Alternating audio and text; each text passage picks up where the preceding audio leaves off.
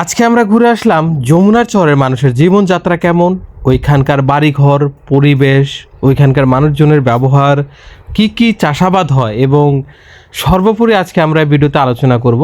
আপনারা ভিডিওতে দেখতে পারবেন আজকে যে যমুনার চরে মানুষের কি চাষাবাদ হচ্ছে, সেই চাষাবাদ পণ্য কীভাবে এক জায়গা থেকে এক জায়গায় স্থানান্তর করা হয়, সেগুলো প্রসেসিং বা রক্ষণাবেক্ষণ কেমন করে, সেখানে বিভিন্ন কী ধরনের গবাদি পশু চাষাবাদ করা হয় বা পালন করা হয়।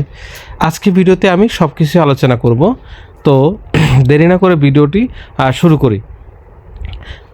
আমরা এখন গ্রামীণ জীবন বা একদম সাদামাটা গ্রামীণ জীবন দেখতে যাচ্ছি। যমুনার চরের মানুষের জীবন, এইখানে বিভিন্ন ধরনের ফসল চাষ হয়, স্পেশালি ভুট্টা, ধান, বিভিন্ন ধরনের সবজি, তারপর হচ্ছে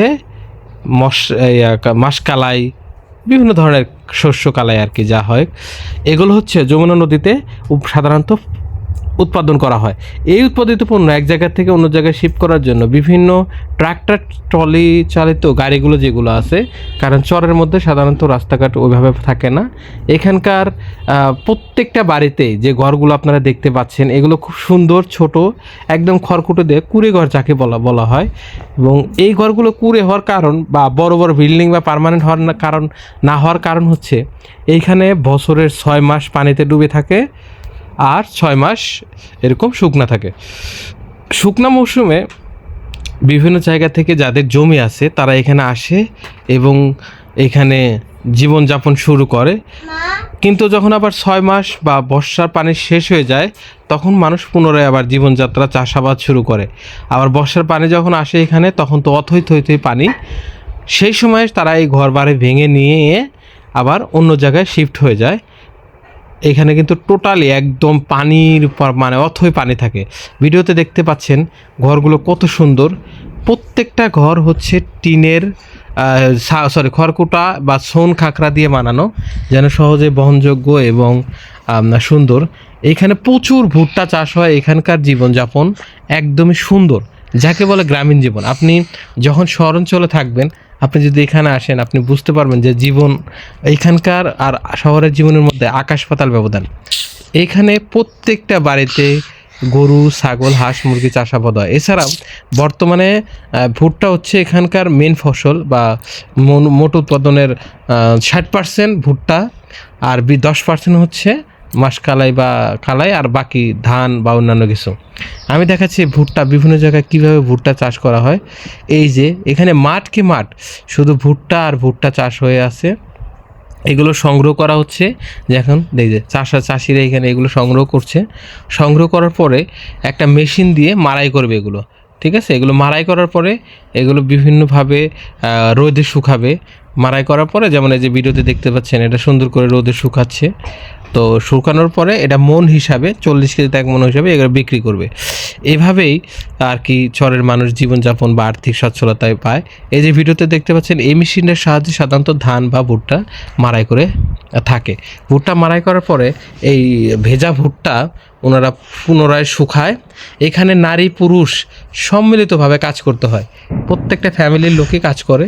এছাড়া বাড়িঘর সুন্দর খড়কুটো দিয়ে বানানো, খ্যারের পালা, গরুর জন্য গোড়া, যা গরুর খাবারের জন্য জায়গা, প্রত্যেকটা ঘরের উপরে লাউ গাছ, বিভিন্ন ধরনের সবজি গাছ, এগুলো অবশ্যই আছে প্রত্যেকটা ফ্যামিলিতেই। এবং প্রত্যেকটা ফ্যামিলি যারা আছে এখানকার, তাদের আলাদা করে গরু পালন করার জন্য জায়গা। একদমই গ্রামীণ। আপনি ভিডিওতে দেখতে পাচ্ছেন এখানকার টয়লেটটা পর্যন্ত সন খাকরা বা সাধারণত বেড়া দিয়ে কাগজ দিয়ে বেড়া দেওয়া। এছাড়া 2-1টা হঠাৎ টিনের ঘর দেখতে পারবেন। বর্ষার আগে এই টিনের ঘরগুলো শিফট করে নিয়ে যায়। বাকি এই যে ঘরটা দেখতে পাচ্ছেন একদমই ছোট এবং সুন্দর ঘর। আমি ভিডিওতে আপনাদের দেখানোর চেষ্টা করছি, যতদূর পারে আর কি আমি দেখানোর চেষ্টা করব আপনাদেরকে ভিডিওতে। এটাই হচ্ছে গ্রামীণ জীবন। এখানকার মানব জীবন খুবই সহজ সরল, অনেক ভদ্র এবং অনেক মিশুক। তো আজকের মতো এই পর্যন্তই। আমি অনেক কথা বললাম। যারা গ্রামীণ বা চরে যান হঠাৎ করে, তারা দেখতে পারবেন যে আসলে চরের মানুষ অনেক ভদ্র এবং ভালো। আর সর্বোপরি তাদের যে জীবন প্রণালী, এখানে কিন্তু কোনো বিদ্যুৎ নাই, কোনো ধরনের বিদ্যুৎ এখানে নাই, কারণ এখানে অথই পানি, এখানে বিদ্যুৎ থাকার কোনো প্রশ্ন আসে না। তো বিদ্যুৎ না থাকার কারণে এদের সৌর বিদ্যুৎ বা বিভিন্ন ধরনের জ্বালানি ব্যবহার করে আলো জ্বালায়। তো এই যে দেখেন সুন্দর করে গরুর ঘর, তার উপরে লাউয়ের জ্বালা বা মাচা দেওয়া আছে। সব দিক থেকে আর কি চরের মানুষের জীবনটা আর কি সুন্দর। এই যে দেখেন ভিডিওতে দেখছেন ছাগল কত সুন্দর, ফাঁকা মাঠকে মাঠ ফাঁকা, এখানে ঘাসের উপর ঘাস দিয়ে ঘাস আছে, এভাবে ছাগল, হাঁস, বিভিন্ন ধরনের জিনিস এখানে চাষ হয়ে থাকে। তো সবাই ভালো থাকবেন, আর যদি ভিডিওটা ভালো লেগে থাকে অবশ্যই লাইক দিয়ে দিবেন, আর চ্যানেলটাকে অবশ্যই সাবস্ক্রাইব করবেন। সবাই ভালো থাকবেন, ধন্যবাদ, আসসালামু আলাইকুম।